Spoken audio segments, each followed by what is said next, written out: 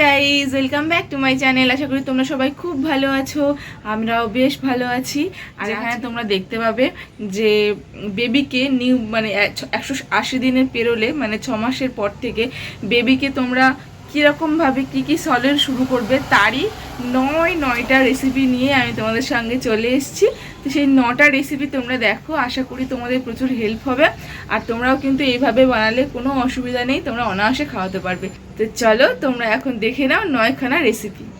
তোমাদেরকে বলিনি প্রথমেই যে 3 দিনে আমি কিন্তু 9টা রেসিপি বানিয়েছি।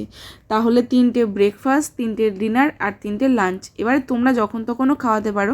বাচ্চার খাবার ওরকমভাবে পার্টিকুলারলি এটা এখন খাওয়াতে হবে ওটা এখন খাওয়াতে হবে এরকম ব্যাপার না। তো ওই জন্য আমি চলো তোমরা যখন খেতে পারো আমি 9টা একসঙ্গে শেয়ার করলাম। আশা করি তোমাদের প্রচুর হেল্প হবে। তো প্রথমবারে একটা ব্রেকফাস্ট রেসিপি তোমাদের সঙ্গে শেয়ার করছি, সেটা হচ্ছে নেশপাতি পিউরি। তো সেই নেশপাতিটা আমি ভালো করে ধুয়ে নিয়েছিলাম আর একটার অর্ধেক নেশপাতি দিয়েছি। তারপরে সেই নেশপাতিটা খুব ছোট ছোট করে কেটে নিয়ে ভাপিয়ে সিদ্ধ করি, যেহেতু আমি তোমরা আগে অনেক ভিডিওতে দেখেছো এখানে ভাপিয়ে আমি সিদ্ধ করে নিয়েছি। আর আমি একটুখানি কলা দিয়েছি।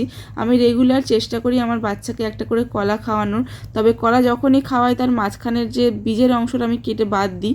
আর ওখানে বীজের অংশটা কেটে বাদ দিয়ে তারপরে আমি মিক্সারে অর্ধেকটা, যেহেতু নেশপাতিটা বেশি হয়ে গেছে তাই অর্ধেক কলা আজকে দিয়ে পিউরি বানিয়ে ওকে খাইয়েছি। নেক্সট একটা লাঞ্চের রেসিপি তোমাদের সঙ্গে শেয়ার করি।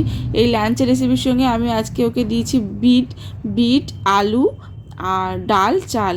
তো এই বিটটা কিন্তু অর্ধেকের অর্ধেক বিট, আর তার সাথে দিয়েছি একটা বয়েলড এগের 1/3 হোয়াইট অংশ, আর বাকি যে কুসুমটা তার সাথে একটুখানি সাদা অংশ আমি দিইনি। তো খুব সুন্দর একটা থিকনেস হয়েছে, দেখতে খুব ভালো হয়েছিল আজকে খাবারটা। আর এটা কিন্তু বেশ উপকারও। তো ডিম আছে, বিট আছে, আলু আছে, ডাল আছে, চাল আছে। তো সমস্ত কিছু যা একটা বাচ্চার প্রয়োজন সমস্ত কিছু কিন্তু আছে। আর এখন তোমাদেরকে দেখাচ্ছি একটা ম্যাঙ্গো পিউরি। তো এই ম্যাঙ্গো পিউরিটা হচ্ছে আমি রাত্রে না, আমি বৈকালবেলা অ্যাকচুয়ালি খাইয়েছিলাম। তো ওখানে আমি একটা আম নিয়ে নিয়েছি, আর আমটা এরকমভাবে কেটে প্রায় 1.5 ঘন্টা আমি রেখে দিয়েছিলাম জলে, 1 থেকে 1.5 ঘন্টা। কারণ যা আম কিন্তু এমনি বড়রা খেলেও আম একটুখানি পিছনে যেখান থেকে লাল মানে আঠা বের হয় সেটা কিন্তু কেটে কিছুক্ষণ জলে রেখে দেওয়া দরকার, না হলে কিন্তু এই আঠাটা মানে খাওয়া হয়ে যায়, সেটা শরীরের পক্ষে ভালো না। তো ওই জন্য আমি ওরকম প্রায় 1-1.5 ঘন্টা জলে কেটে রেখে দিয়েছিলাম। তারপরে একটু ভালো করে পিস পিস করে কেটে নিয়ে মিক্সার গ্রাইন্ডারে গ্রাইন্ড করে নিয়েছি। আর দেখো এখানে আমার ম্যাঙ্গো পিউরি রেডি। এরপরে দেখাবো একটা অ্যাপেল পিউরি। তো এই অ্যাপেল পিউরির মতো যেমনটা নাশপাতি আমি নিয়েছিলাম অর্ধেকটা, এখানেও অ্যাপেলটাও অর্ধেকটাই নিয়েছি। আর তারপরে যেমনটা ছোট ছোট করে কেটে আমি ভাপিয়ে সিদ্ধ করি ঠিক সেইভাবেই সিদ্ধটা করেছি। আগের নাশপাতি যেভাবে সিদ্ধ করেছিলাম তো সেরকমভাবে সিদ্ধ করে নিয়েছি। এখানে দেখো পুরো আমার মানে আপেলটা পুরো নরম হয়ে গেছে। তারপরে আমি মিক্সারে মিক্স করতে পারো তোমরা, আর আমি কিন্তু মিক্সারে মিক্স করিনি, আমার প্রচুর আপেলটা খুব নরম হয়ে গেছিলো। আমি ওই জন্য মিক্সার ইউজ করিনি, একটা ছাঁকনিতে ছেঁকে নিয়েছি। আমি কিন্তু এরকম করি, ছাঁকনিতে ছেঁকে নিই বা কখনো মিক্সারে মিক্স করি, এরকম কোনো পার্টিকুলার ব্যাপার না যে আমি সবসময় মিক্সারে মিক্স করে বাচ্চাকে খাওয়াই। আর আমি ঠিকও করেছি 7 মাসের পর থেকে কিন্তু আমি মিক্সারে মিক্স করে খাওয়াবো না, বা তার আগে যা তখন ওই ছাঁকনিতে ছেঁকেই খাওয়াবো। এরপরে একটা দুপুরবেলা লাঞ্চের রেসিপি তোমাদের সঙ্গে শেয়ার করি। তো এইটা হচ্ছে সব রকম সবজি এখানে নিয়ে নিয়েছি। আমার ঘরে যা যা ছিল, পটল, ক্যাপসিকাম, টমেটো, গাজর, কুমড়ো, ঢ্যাঁড়স, আলু, এরকম সমস্ত কিছু সবজি নিয়ে আমি একটা চাল আর ডালের সাথে দিয়ে একটা খিচুড়ি টাইপের বানিয়ে নিয়েছি।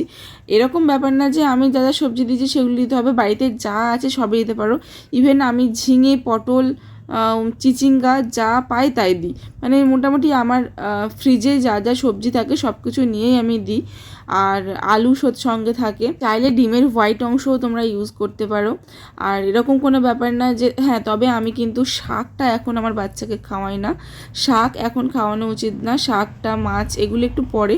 তবে ভেজিটেবল যার বাড়িতে একটা একটা করে প্রথমে দেখতে হবে যে প্রত্যেকটা ভেজিটেবল যখন শেষ হয়ে যাবে খাওয়ানো, তখন একসঙ্গে সমস্ত ভেজিটেবল তোমরা দিতে পারো। তো আমার এখন মোটামুটি সব রকম ভেজিটেবল খাওয়ানো, যেমন গ্রিন, অরেঞ্জ, রেড আর হোয়াইট কালারের যা যা সবজি হয় সব কিন্তু খাওয়ানো কমপ্লিট হয়ে গেছে। ওই জন্য আমি একসঙ্গে করে এখন খিচুড়ি করে খাওয়াতে পারি। আজকে আমি ওকে ডিনারে দিয়েছিলাম মাখানা, তো ওই মাখানা আর খেজুর একসঙ্গে পেস্ট করে ওকে দিয়েছিলাম। তো সেই জন্য মাখানাটাকে আমি ভালো করে একটু গরম তাওয়ায় রোস্ট করে নিয়েছি, তারপরে সেটা ভালো করে একটুখানি মিক্সার গ্রাইন্ডারে গুঁড়ো করে নিয়েছিলাম। আর অন্যদিকে একটা খেজুর ভালো করে পরিষ্কার করে ওর আঁশ ছাড়িয়ে দানা ছাড়িয়ে ওটা একটুখানি নরম হতে সিদ্ধ করতে দিয়েছিলাম নরম হওয়ার জন্য, তাহলে আমি হাত দিয়ে ভালো করে ম্যাশ করতে পারবো। এখানে আমার যে ফোটানো জল থাকে, বাবুকে যে ফোটানো জল আমি খাওয়াই, সেই জল অ্যাড করে আমি যে মাখানার যে গুঁড়োটা সেটা ভালো করে নরম করে নিয়েছি, মানে পেস্টটা ঠিকঠাক করে বানিয়ে নিয়েছি। তোমরা এখানে দুধও ইউজ করতে পারো, যদি কেউ ব্রেস্ট মিল্ক খায় তো ব্রেস্ট মিল্ক অ্যাড করতে পারো, বা ফর্মুলা খেলে সেখানে ফর্মুলা মিল্ক অ্যাড করতে পারো, সেটাও হবে। তবে আমি এখানে আজকে খেজুর দিয়েছি আর জল দিয়েই আমি একটা পেস্ট বানিয়ে নিয়েছি। দেখো, দুটো খেজুর দিয়েছিলাম আর এই মাখানাটা দিয়ে সুন্দর একটা রেসিপি বানিয়ে নিয়েছি। এটা কিন্তু খুব হেলদি, তোমরা অবশ্যই তোমার বাচ্চাকে খাওয়াতে পারো। নেক্সট দেখো, আরও একটা রেসিপি তোমাদের সঙ্গে শেয়ার করি, সেটা হচ্ছে বিটের পিউরি। আর এই বিটটা কিন্তু আমি ভালো করে ধুয়ে নিয়েছি, আর বিটের পিউরিটা কিন্তু আমি বানানোর আগে যেমনটা করে ভাপানো তেমনভাবেই ভাপিয়েছি। আর এটা আমি দিয়েছিলাম ওর ব্রেকফাস্টে, তো ওই জন্য বিটের পিউরির সঙ্গে আমি দিয়েছিলাম অল্প একটুখানি কলা, অর্ধেকটা কলা দিয়ে দিয়েছিলাম, তাহলে সুন্দর একটা থিকনেস তৈরি হয়েছিল। আর তার সাথে বাবুর খেতেও বেশ ভালো লেগেছিল, কারণ বিটের সঙ্গে ওই যে কলাটার একটা মিশ্রণে একটু হালকা মিষ্টিও হয়েছিল। এই যে দেখো, আমি ওটা দেখাতে ভুলে গেছিলাম, এতে একটুখানি কলাও দেওয়া ছিল। তো এই যে একটা সুন্দর ব্রেকফাস্ট ওর জন্য রেডি, এটা কিন্তু খুবই ভালো বাচ্চার জন্য। নেক্সট আরও একটা লাঞ্চের রেসিপি, সেটা হচ্ছে আজকে ওকে দিয়েছি ড্রামস্টিক। তো আমি এই সমস্ত যেহেতু সবজি খাওয়ানো কমপ্লিট হয়ে গেছে, কিন্তু ডাঁটা খাওয়ানো কিন্তু এখন আমি খাওয়াইনি, তো ওই জন্য মানে ওই কোর্সটা আগে শুরু করেছি। তো এখানে আমি ওকে দিয়েছি একটা ডাঁটা, আর এটা কিন্তু কিভাবে দেবো সেই প্রসেসটা দেখো, তোমরা ভালো করে দেখলে বুঝতে পেরে যাবে।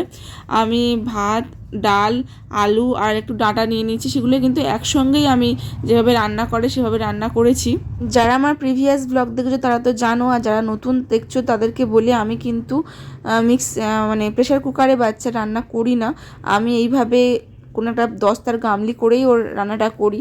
এখানে একটা বড় ছাঁকনি নিয়ে নিয়েছি আমি, তোমরাও যাদের ছোটো বাচ্চা আছে না, এই বড় একটা ছাঁকনি কিনে রেখো, তাহলে কিন্তু খুব সুবিধা হবে। ওই ছাঁকনিতেই ছেঁকে ছেঁকে আমি কিন্তু এই খাবারটা রেডি করে নিয়েছি। আর যে এক্সট্রা যে জলটা ছিল তোমাদেরকে দেখালাম বাটিতে, সেই জলটা অল্প অল্প দিয়ে কিন্তু মিশিয়ে নিয়েছি, সুন্দর একটা থিকনেস তৈরি হয়ে গেছে। তো এটাই ওর লাঞ্চের রেসিপি। তো এটা আরেকটু মোটা হলেই বেশি ভালো হতো, অতটা পাতলাও বাচ্চাকে খাওয়ানো উচিত না, আরেকটু মানে পাতলা করে নিলেই বেশি ভালো। লাস্ট তোমাদেরকে দেখাই একটা ডিনার রেসিপি, এটা কিন্তু লাঞ্চেও দিতে পারো, ডিনারেও দিতে পারো। তো এখানে আমি নিয়েছি সমস্ত রকমের সবজি যা আমার ঘরে ছিল, তার সাথে নিয়েছি মুসুর ডাল। তো এই ডাল আর সমস্ত রকমের সবজি আমি এখন করে নেব সিদ্ধ, যেমনটা করে আমি করি। তো আমার বাড়িতে এই যা যা ছিল মোটামুটি তোমরা দেখতেই পাচ্ছ, পটল, গাজর, কুমড়ো, টমেটো, ক্যাপসিকাম, আলু, তারপরে ঝিঙে, ঢ্যাঁড়স সব কিছুই দিয়েছি। তোমরাও কিন্তু সব কিছুই মোটামুটি দিও, কোনো অসুবিধা নেই। তো এটা আমি ভালো করে ডাল চাল একসঙ্গে সিদ্ধ করে নেব, যেমনটা কুক করে। এই যে দেখো, এখানে কিন্তু রেডি হয়ে গেছে। এবার এটাকে খালি মিক্সারে একটু মিক্স করে নিলেই ব্যাস মানে রেডি হচ্ছে বাবুর খাবার। তো এটা আমি ওকে সেদিনে ডিনারে দিয়েছিলাম, তোমরা কিন্তু লাঞ্চেও দিতে পারো। যাই হোক, দেখো থিকনেসটা খুব সুন্দর হয়, আর এটা কিন্তু ভালো টেস্টিও হয়, বাচ্চাদের খেতেও কোনো অসুবিধা হয় না। তো তোমাদের সঙ্গে তো আমি 9টা রেসিপি শেয়ার করলাম, আশা করি তোমাদের রেসিপিগুলো বেশ ভালোই লাগলো আর তোমরা বেশ হেল্পফুল হলে। এছাড়াও আগে আমি অনেক ব্লগ দিয়েছি যেগুলোতে দেওয়া আছে যে প্রত্যেক দিন ওরা কী খাবে, তো তোমরা যারা যারা দেখো তারা কিন্তু অবশ্যই দেখে নিতে পারো। আর 9টা রেসিপি কেমন লাগলো অবশ্যই কমেন্টস করে জানিও।